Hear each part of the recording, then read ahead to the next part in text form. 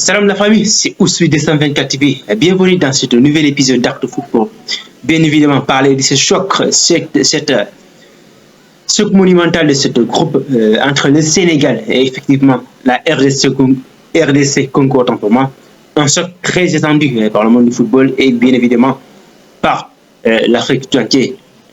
Le Sénégal, malheureusement éliminé par le champion en titre en huitième de finale, et la RDC Congo, demi-finaliste de la Coupe d'Afrique des Nations. Bien sûr, dans cette vidéo, nous allons précisément parler des statistiques. Bien sûr, on peut me dire que les statistiques ne sont pas les réalités sur le terrain. Je suis parfaitement d'accord. Mais on ne peut quand même pas dire aussi que les statistiques ne sont souvent pas en faveur aussi de la réalité, je veux dire. Bien sûr. Et si on essaie de voir sur les statistiques, ces dernières confrontations, sur les 10 derniers matchs des deux équipes, évidemment, on va avoir un avantage sans précédent de cette équipe du Sénégal. Après, je vais vous dire, vous commencez par les statistiques de la RDC Congo, bien sûr. Vous savez, la RDC Congo, lors de ces 10 derniers matchs, lors de ces 10 derniers matchs, cette équipe de la RDC Congo, franchement, ils n'ont eu qu'une seule petite victoire. Lors des 10 derniers matchs, vous imaginez depuis la Coupe d'Afrique des Nations jusqu'à aujourd'hui, je suis en train de parler de toutes les rencontres qu'ils ont fait depuis la Coupe d'Afrique des Nations et jusqu'à aujourd'hui. Ils ont disputé 10 matchs. Lors des 10 derniers matchs, la RDC Congo n'a eu qu'une seule victoire. Qu'une seule victoire. Et 3 défaites. Après, 3 défaites. 3 défaites, hein. Et combien de matchs nuls? 6 matchs nuls. Donc ça fait 10.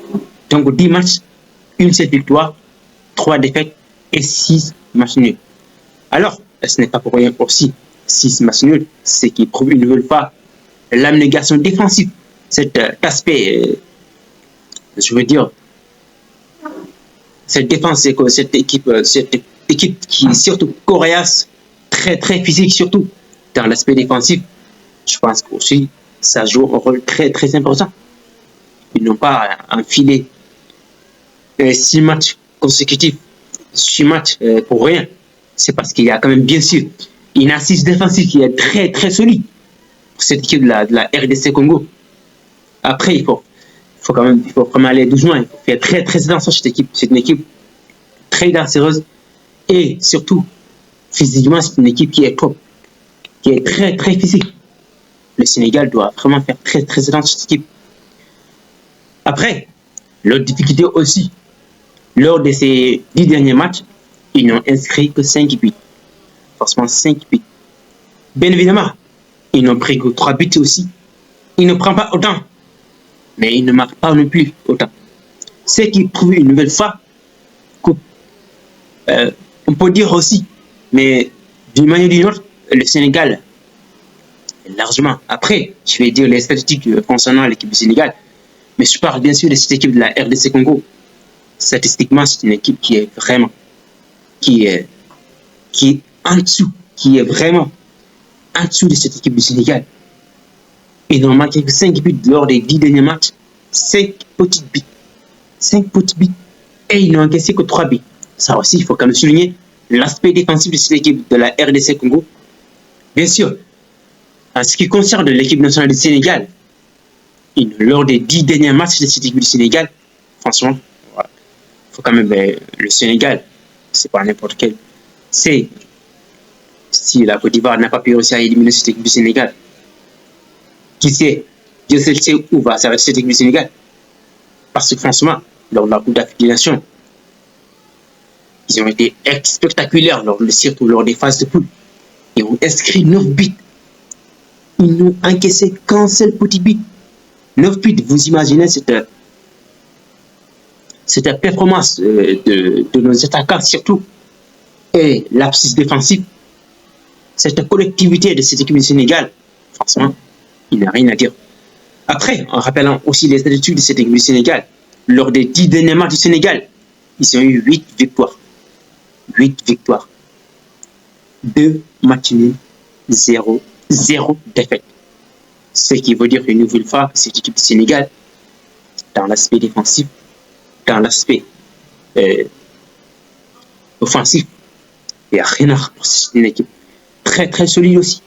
Cette équipe du Sénégal, franchement, ils ne sont pas champions d'Afrique en 2022 parce que c'est une équipe, mais derrière, c'est une équipe qui a des joueurs, c'est une équipe qui est maintenant entrée sur le plan mondial. Cette équipe du Sénégal, je suis sénégalais parce que je dis ça, mais pas parce que je suis sénégalais. Mais si on essaie de voir le Sénégal, est course d'énormément de talent. Et sans parler de ceux qui sont là et les absents. Franchement, c'est cette équipe du Sénégal. C'est une équipe très talentueuse. Une équipe très talentueuse avec beaucoup de joueurs de très haut niveau. Après, la réalité du terrain en dit autrement, bien sûr. Mais sur le plan statistique de ces deux équipes, franchement, il n'y a vraiment pas de photo. Cette équipe du Sénégal est vraiment au-dessus de cette équipe de la RDC. Il n'y a rien à dire. Cette équipe du Sénégal est largement au-dessus de cette équipe de la RDC Congo. Après, sous les 8 dernières rencontres de ces deux équipes-là aussi, ça aussi c'est une des statistiques qu'il faut vraiment mettre en avant, bien sûr.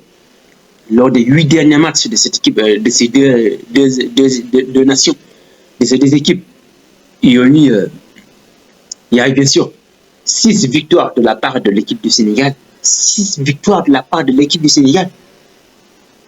Il y a eu 0 défaite du Sénégal et 2 petits matchs nuls. 2 petits matchs nuls pour la RDC. Ce qui veut dire, comme je l'ai dit, les statistiques ne jouent pas en faveur de la RDC. Loin de là. Cette équipe du Sénégal est largement au-dessus.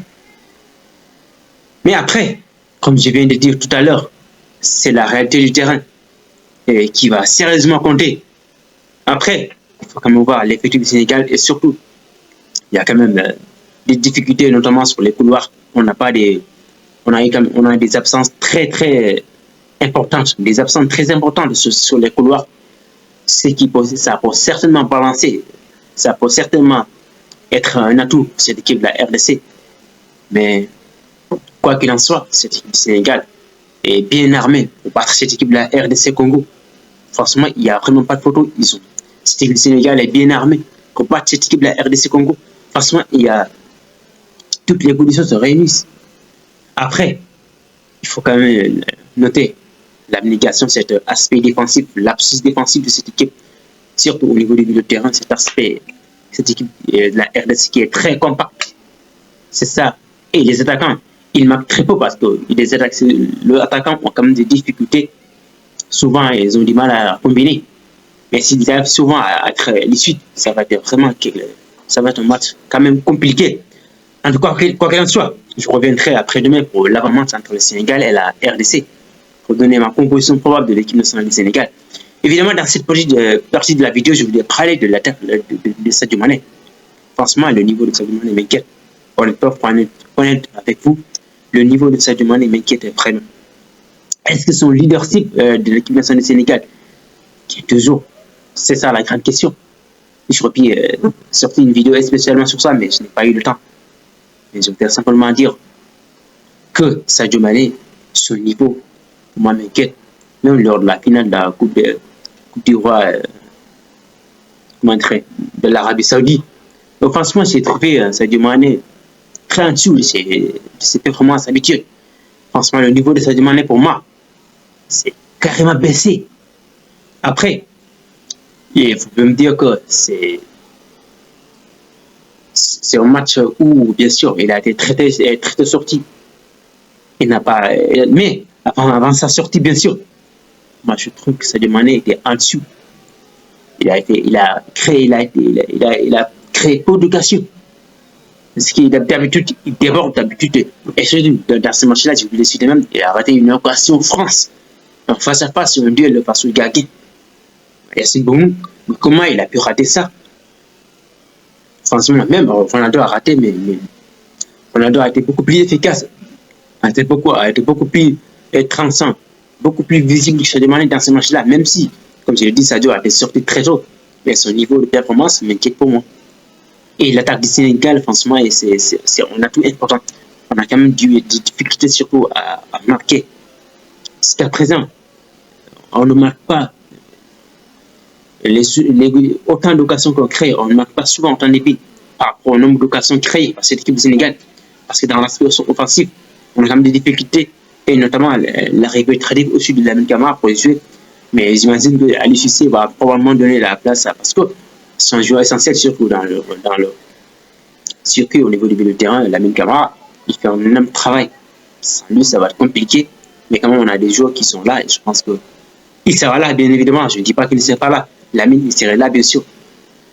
Mais après, il pourrait certainement entraîner parce que je ne pense pas qu'Aliou Cissé le fera participer là. Mais quoi qu'il en soit, je vais parler ça demain dans cette vidéo. Ce que je vais ajouter, c'est le niveau de performance de Sadio Mané. Il marque très très peu surtout. Et je m'attendais à ce qu'il soit beaucoup plus créatif. Et dernièrement, il est très peu créatif. C'est ça le petit bémol. Et après, l'équipe nationale et le club, c'est différent. C'est vraiment différent. Peut-être qu'en équipe nationale, il y aurait beaucoup plus de comment dire, de mouvements, beaucoup plus de disponibilité, d'autant plus qu'ils jouent à domicile, avec la terreur du stade Maître Abdallah de Diamniadio. Ça va être un match très compliqué pour cette équipe de la RDC. Ça pourrait pousser nos attaquants à être vraiment ça pourrait motiver, ça pourrait être une source de motivation pour Sadio Mané. Après, ce n'est pas le seul. Il y a quand même des joueurs qui sont très attendus, notamment Iliman Ndiaye, qui on a toujours du mal à le voir. Il y a aussi Ismaïla Sarr, surtout Nicolas Jackson. De toute évidence, vous en parlez demain. Après-demain, je veux dire, c'est avant-match entre le Sénégal et RDC Congo. Et bon, d'ici là, comme je le dis, prenez soin de vous.